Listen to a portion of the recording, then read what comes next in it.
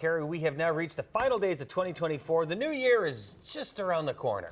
Fox 4's Marcus Officer is live to explain what changes drivers in Missouri can expect when the calendar changes to 2025. Good morning, Marcus. Good morning, Abby and Patsy. We've learned our lesson. Phones away when you guys are talking. Now, when you're driving, that lesson has to be applied. At least that's what Missouri police and state troopers are going to be enforcing in just a couple of days' time. That 16-month window, that grace period of kind reminders that you should not be using your phone while driving are going to be done.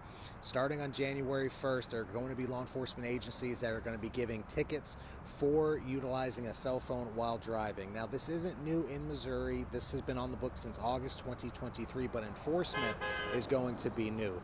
We do know that Missouri law enforcement agencies have been told to just to give these verbal warnings as opposed to tickets. All of that's going to change on the 1st. The hands-free law is a secondary violation, which means a police officer or trooper must stop you for another reason, such as speeding, weaving in and out of traffic, or failure to indicate, to write you a ticket for using your phone while driving. The first hands-free violation is going to cost the driver $150.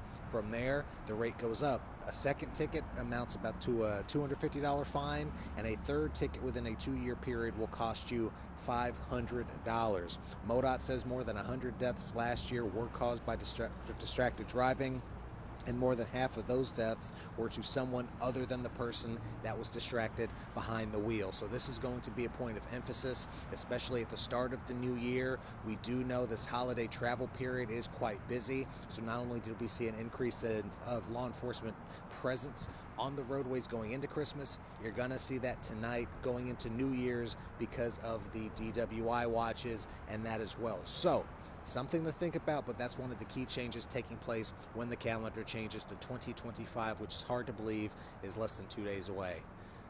Wow.